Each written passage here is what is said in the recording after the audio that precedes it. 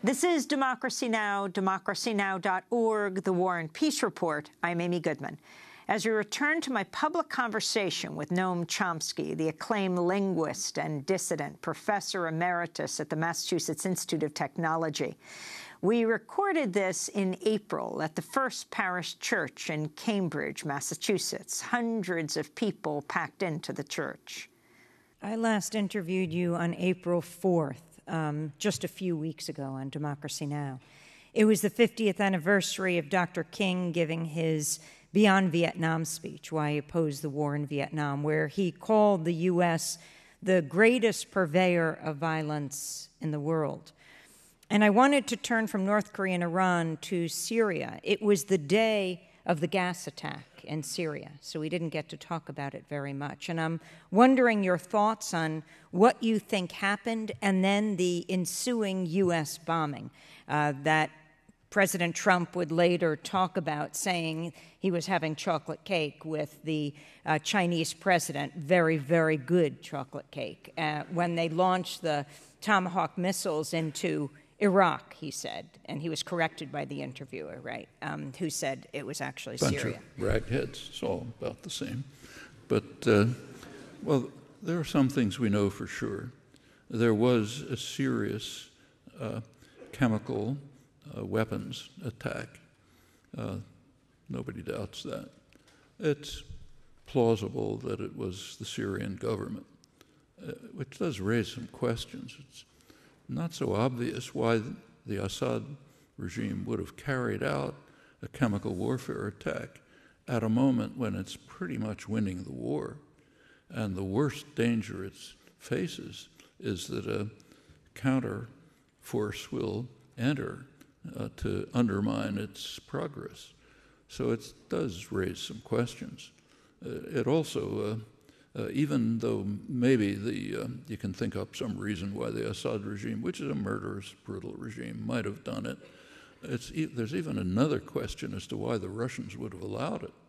Remember, this is the air base is a joint Russian-Syrian base. Russia has plenty of clout in Syria.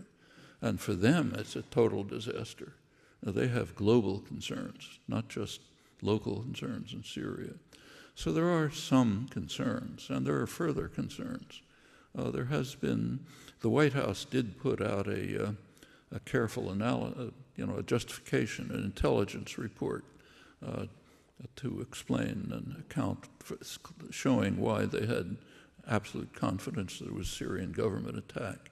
This was analyzed closely by a very serious and credible analyst, Theodore Postel, professor at MIT, who has a long record of highly successful, credible analysis. He's a highly regarded strategic analyst and intelligence analyst.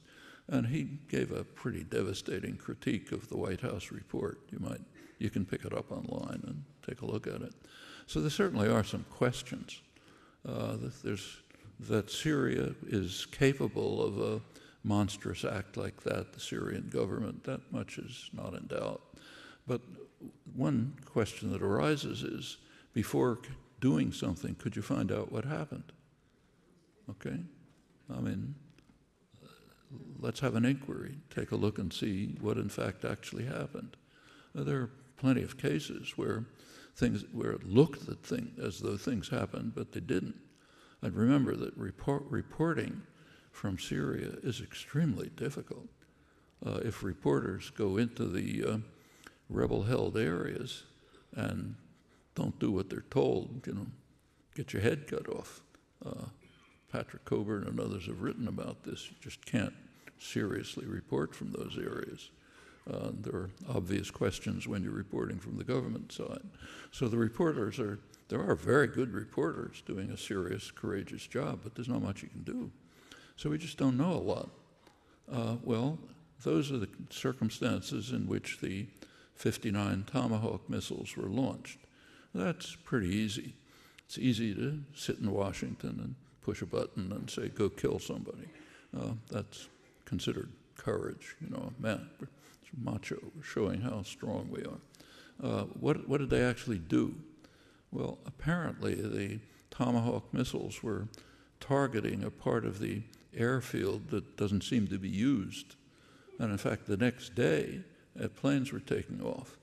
And in fact, the village that was attacked by the chemical weapons has been even more heavily attacked by straight bombing from the Assad government after the 59 Tomahawk missiles.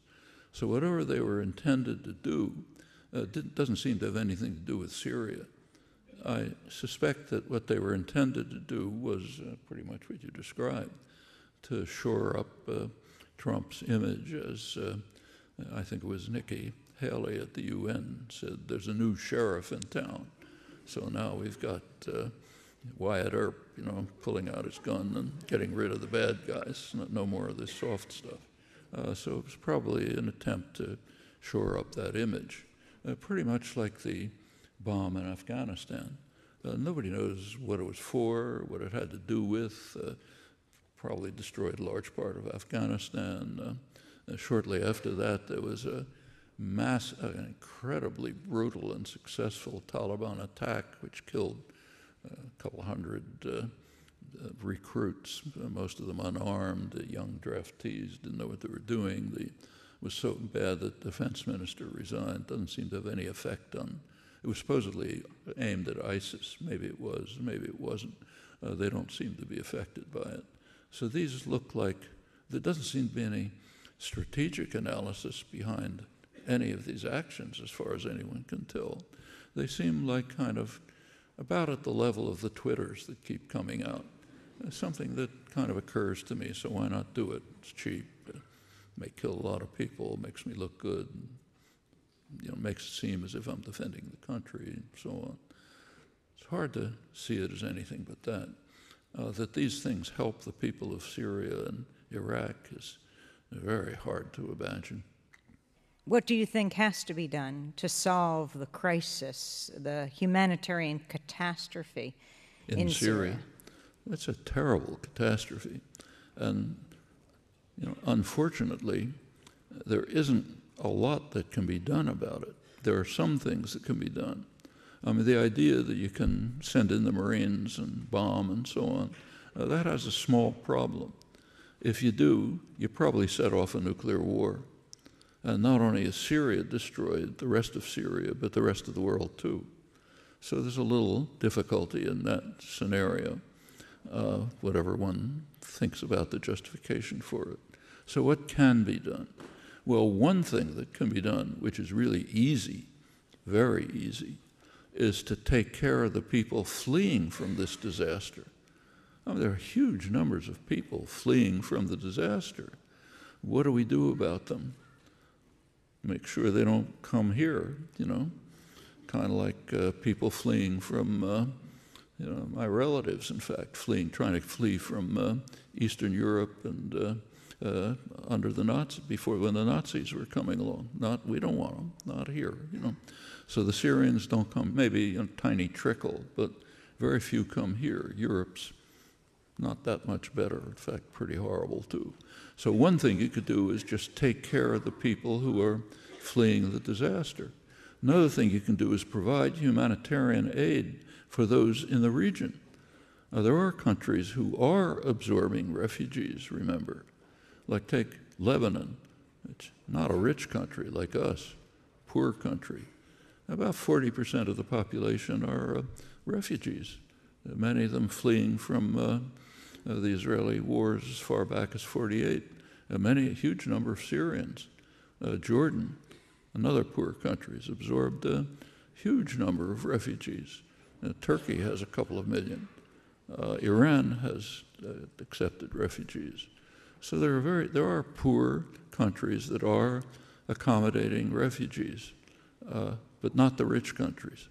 The rich countries, it's not our business, certainly not us. It's even a more serious problem for us, moral problem with regard to Central America, but let's keep to Syria.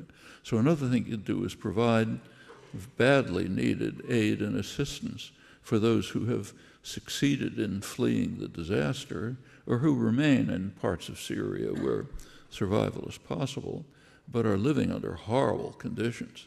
Now, that's all cheap and easy. tiny fraction of increasing the military budget to cause more destruction.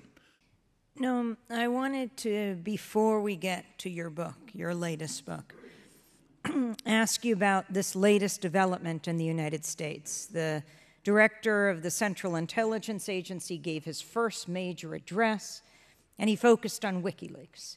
And it looks like now the U.S. is preparing an arrest warrant for Julian Assange, who's been holed up in the Ecuadorian embassy in London for almost 5 years now.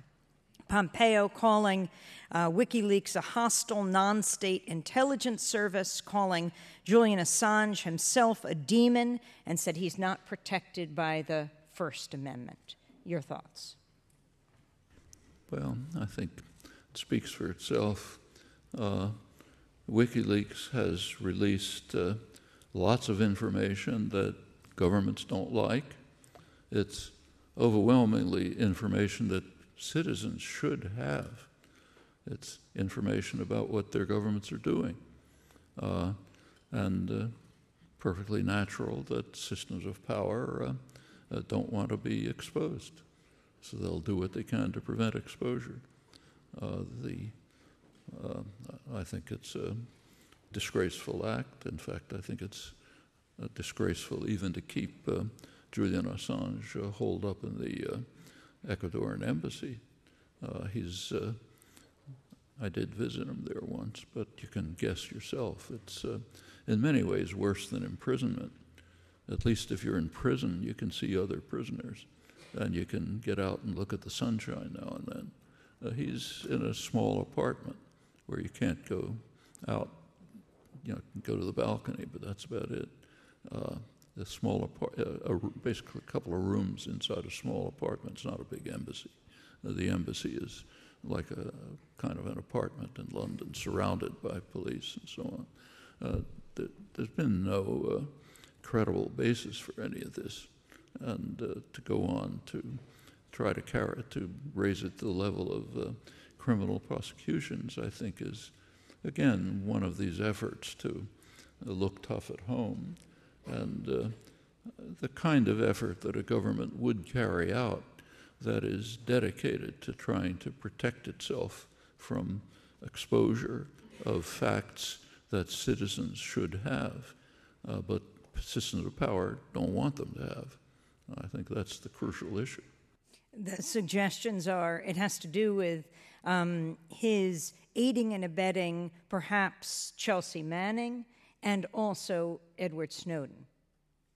In doing that with Edward Snowden, which he openly admits, while he's trapped in the Ecuadorian embassy.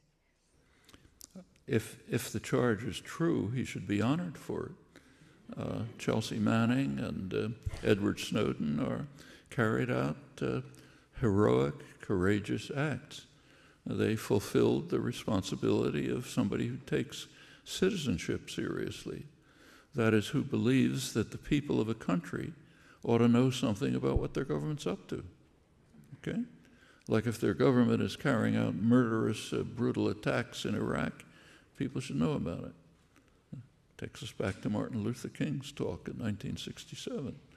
If the government is, and corporations too, incidentally, are listening in to your telephone conversations and what you're doing, you know, tapping this discussion and so on, we should know about it.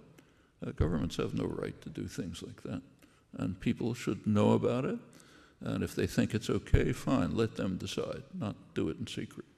I think people wouldn't agree to it. That's why it's kept secret. Why else keep it secret, you know? And these are people who exposed it at great risk to themselves.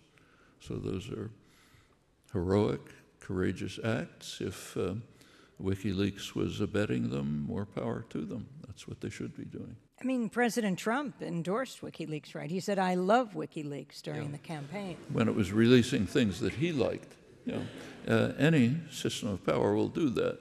You release information that I like, it's great, but I don't want to be exposed. Professor Noam Chomsky, in conversation in April at the First Parish Church in Cambridge, Massachusetts. When we come back, He'll talk about the media's coverage of the Trump administration and his new book, Requiem for the American Dream, the 10 Principles of Concentration of Wealth and Power. We'll be back in a minute.